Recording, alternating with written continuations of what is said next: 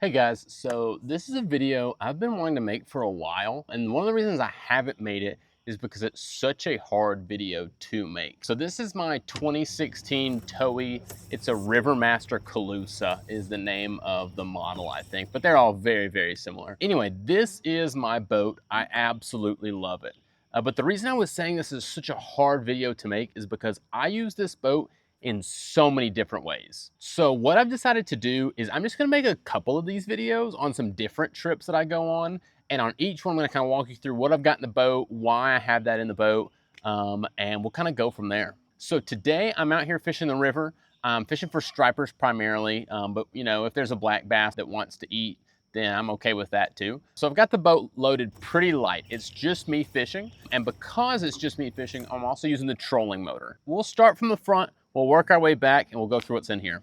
This is a Minn Kota Riptide. It's just the Ipilot Riptide, I believe.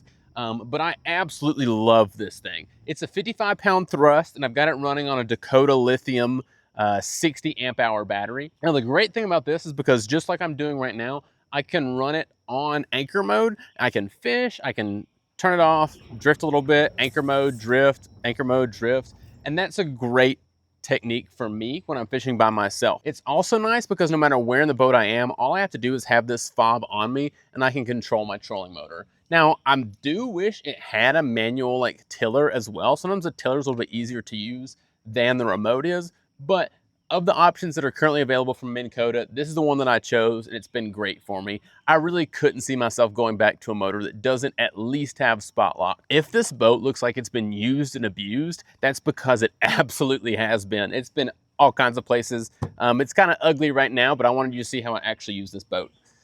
So let's take a peek in this compartment up here. Not a whole lot here. Uh-oh, there we go. Don't know what was up with that. In this compartment up here, none of the storage on this boat is true dry storage. It's better than nothing, but it's not true dry storage. Up here today, I've got some rain gear. So this is just some Sims Challenger gear. I've got a Dakota Lithium 60 amp hour battery. That's all that I personally need. I don't run my trolling motor a ton. So 60 amp hour battery up there in the battery tray. And then that leaves me ample space for anything I need on a trip. A lot of times I'll stick extra water bottles up here. If I think there's a chance that I may anchor, I'll throw anchor and some rope up here as well. I don't put a ton up here because I don't like a lot of stuff up against my battery. That being said, with this lithium battery versus a lead acid battery, I'm not as worried about battery acid. I still don't want a ton of stuff in there crowding that battery and possibly making connection to those two terminals. But I've just got some extra cordage in here too, in case I needed to tie up my boat to anything. Otherwise, up here on the bow, I do have some line spikes. Sometimes, particularly carp fishing, I'll stand up here and those line spikes make it nice just so your fly line's not all over the place. All right, moving on. My Towee has the bench seat option, so it's got a bench here. If I was buying another one, I'd get the full front casting deck, but I got this used. I got a great deal on it, so I can't complain too much. If you're wondering what all this crap is here, I used to have this whole boat sea deck, off-brand sea deck. That has since peeled up, and I've been left with this great gift of a bunch of adhesive that's really, really annoying to get off. Otherwise, up here in the front, I do have the two navigation lights. If I was buying another one, I don't know that I'd bother with getting navigation lights either. I don't know if it's worth it. On the side of the boat in these two rod trays, these kind of become my everything areas. Of course, I've got rods in them, but as I'm using flies, they go in the sides. As I'm using pliers or water bottles or phones or whatever, they make their way into these rod trays as well as my rods.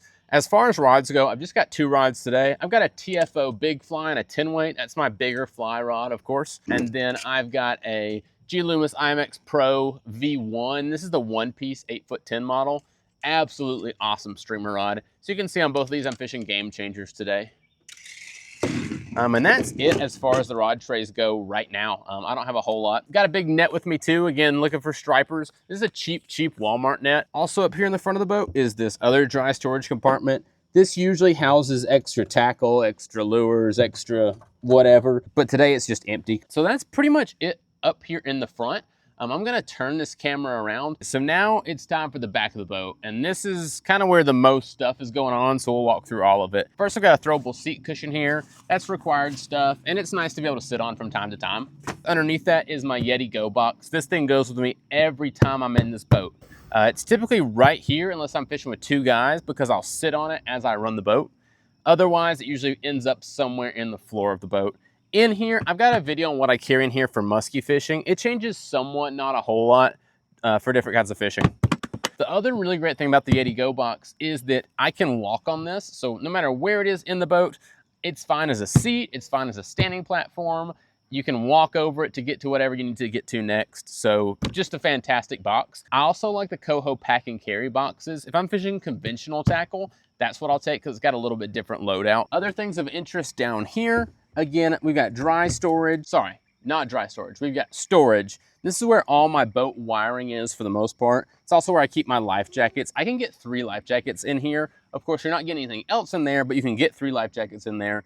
Granted, if you ever had an issue, you might have a hard time getting them all out, but they are there. Here's my switch panel. That's from Towee. It's got nav lights, anchor light, bilge pump, and then an accessory on there. I have that accessory wired to my fish finder. This switch here is for my jack plate, which we'll talk about in a minute.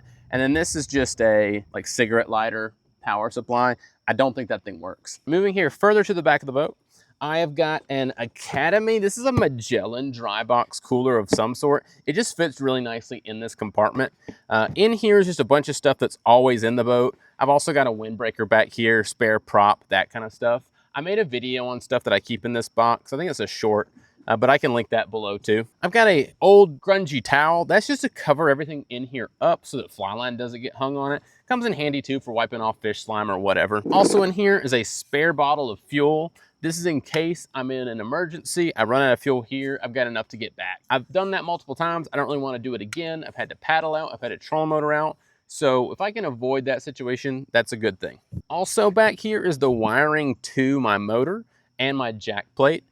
To my motor, I've got, of course, the gas. This is an electric start as well, so I've got the electric start wired up on a quick disconnect. That way I can use other motors back here too. This is my kill switch line. I use an extended kill switch line, and I do use this frequently if I'm in any kind of situation where I think I could hit a rock or stump or anything like that, particularly in the winter. I've just got it on a carabiner here, and then to my kill switch, and that's very, very important. You want to be safe on the water. As far as my gas tank goes, it's just the factory 3-gallon you get from Suzuki.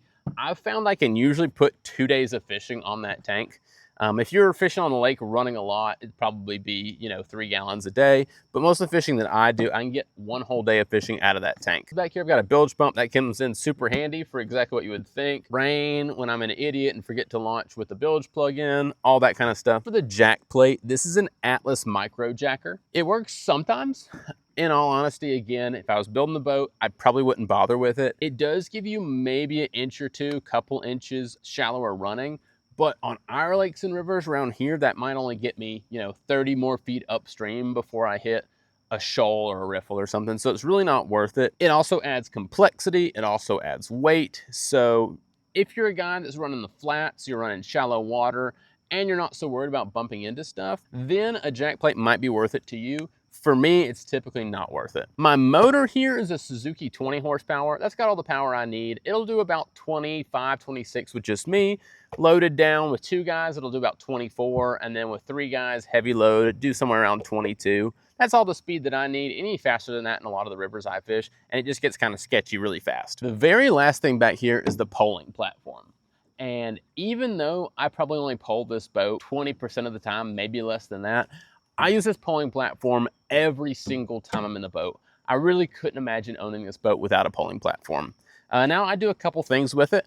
1 is poling, of course. 2, when I'm running the boat, if it's shallow and I need to be able to see into the water, I'll use this as a leaning post. So I'll stand up here and run the boat from this position. When you get stopped, you're fishing, whatever, it makes a great leaning post as well, just to kind of relax, cast off of, any of that stuff. And then last but not least, when I'm drifting the river, it works well as a thigh brace. So I'm leaning against this, I'm casting downstream, and that keeps me from falling out of the boat should we hit a rock or something. So all in all, the poling platform is just a great, great addition. But anyway, that's what I've got in my Towee for just a light, quick afternoon jaunt out here on the river. Thanks for watching, guys. If you have any questions, like always, leave those below. I'll try to leave anything that I mentioned or anything that's gonna be helpful to you linked in the description too. And thanks for watching.